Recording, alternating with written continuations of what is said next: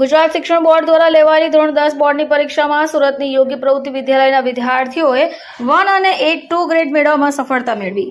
ગુજરાત રાજ્ય માધ્યમિક અને ઉચ્ચતર માધ્યમિક શિક્ષણ બોર્ડ દ્વારા લેવાયેલી ધોરણ 10 બોર્ડની પરીક્ષાનું આજે પરિણામ જાહેર થયું, જેમાં સુરતની શ્રી સાહેબ education and welfare trust Surat સંચાલિત યોગી પ્રવૃત્તિ વિદ્યાલયના વિદ્યાર્થીઓએ શાળાનું નામ રોશન કર્યું છે. આ વિદ્યાલયના A1 ગ્રેડ મેળવવામાં 37 વિદ્યાર્થીઓ, A2 ગ્રેડ મેળવવા 73 વિદ્યાર્થીઓએ સફળતા મેળવી, જ્યારે શાળાના વિદ્યાર્થીની ધ્વનિ શૈલેષ ગાબાણીએ 95.83% સાથે 99.68% મેળવીને શાળાનું નામ સુરત શહેરમાં રોશન કરી દીધું છે. વિદ્યાર્થીઓએ શાળામાં ફટાકડા ફોડી ખુશી વ્યક્ત કરી હતી. આપનું નામ? મારું નામ પરમાર મનીષાબેન છે. સ્કૂલ કઈ છે? યોગી પ્રવૃત્તિ વિદ્યાલયમાં હું આચાર્ય તરીકે ફરજ બજાવું છું. આજનું રિઝલ્ટ અમારું ધાર્યા કરતા બહુ સારું રહ્યું છે.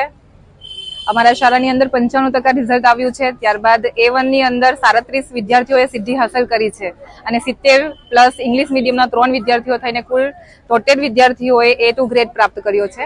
વર્ષ દરમિયાન કઈ રીતની મહેનત રહી શાળા? વર્ષ દરમિયાન શરૂઆતથી જ અમે વિદ્યાર્થીઓ પાછળ ખૂબ મહેનત કરીએ છીએ.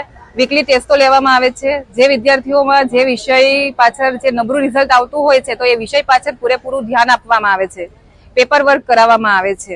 ત્યારબાદ વાલીઓ સાથે સતત સંપર્ક રાખવામાં આવે છે અને વાલીઓ સાથે સંપર્ક રાખીને વિદ્યાર્થીઓ ઘરે કેવી મહેનત કરે છે એના પર પણ પૂરેપૂરું ધ્યાન અમે રાખીએ છીએ. ગયા વર્ષ કરતા અમારા રિઝલ્ટમાં સારો એવો સુધારો મતલબ કે વધારો થયો છે અને ગયા વર્ષે અમારા A1 ની અંદર 11 વિદ્યાર્થીઓ હતા અને આજે 37 જેટલા વિદ્યાર્થીઓ A1 ગ્રેડ પ્રાપ્ત કર્યો છે, જે બદલ અમે ખૂબ જ આનંદ આજે લાગણી અનુભવી રહ્યા છીએ. અને સ્કૂલની અંદર જે પૂરેપૂરી મહેનત સંસ્થા દ્વારા કરવામાં આવે છે તો સ્થળ સંચાલકોને પણ અમે ખૂબ ખૂબ આભાર માનીએ છીએ. વિદ્યાર્થીઓને, વાલીઓને પણ હું ખૂબ અભિનંદન પાઠવવા માંગુ છું અને આજે અમે ખૂબ આનંદ વ્યક્ત કરી રહ્યા છીએ. આપનું નામ? વિરાણી શ્રેયાંશ હરેશ કુમાર, યોગી પ્રવૃત્તિ વિદ્યાલય, અને મારે આવેલા છે આ વર્ષે 95.33%. શું બનવા માંગો?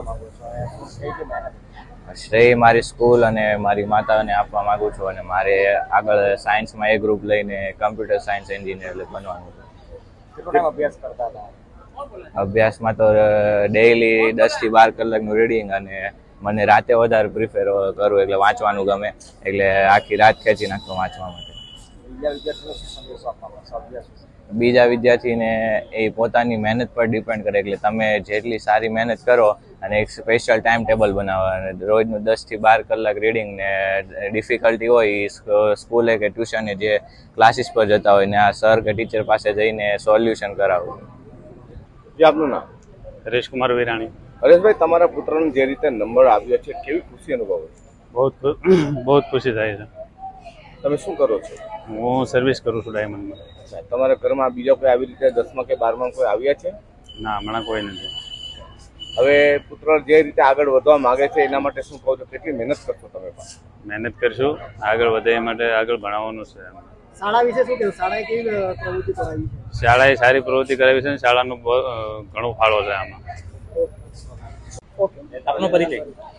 મારું નામ ગાબાણી ધ્વનિ શૈલેષભાઈ છે. કઈ શાળામાં અભ્યાસ કરો છો? યોગી પ્રવૃત્તિ વિદ્યાલય. આજે બોર્ડનું પરિણામ તમારું કેવું રહ્યું? કેટલા પર્સન્ટેજ, કેટલા PR આવ્યા? મારું બોર્ડનું પરિણામ ખૂબ જ સારું હતું અને મારે 95.83% અને 99.68% આવ્યા છે. કયા વિષયમાં હાઈએસ્ટ માર્ક છે તમારા? મેથ્સ. કેટલામાંથી કેટલા માર્ક? 100 માંથી 100. આખા વર્ષ દરમિયાન શાળામાં કઈ પ્રકારે મહેનત કરી? આખા વર્ષ દરમિયાન દર શનિવાર, દર સેટરડે એક્ઝામ લેવામાં આવે. યુનિટ ટેસ્ટ એક્ઝામ લે, પછી બોર્ડ ટાઈપ એક્ઝામ લે, કઈ રીતે પેપર લખવાના બધું જ સમજાવે. ઘરે કઈ પ્રકારે મહેનત કરો? કેટલા કલાક વાંચન કરો? દિવસમાં 5 થી 6 કલાક અને સવારે વહેલા જાગવાનું, સાંજે મોડે સુવાનું. હવે આગળ કઈ ફેકલ્ટીમાં અભ્યાસ કરવો જોઈએ? હું આગળ સાયન્સમાં બાયોલોજી લઈને ડોક્ટર બનવા ઈચ્છું છું. Bureau report, channel live witness.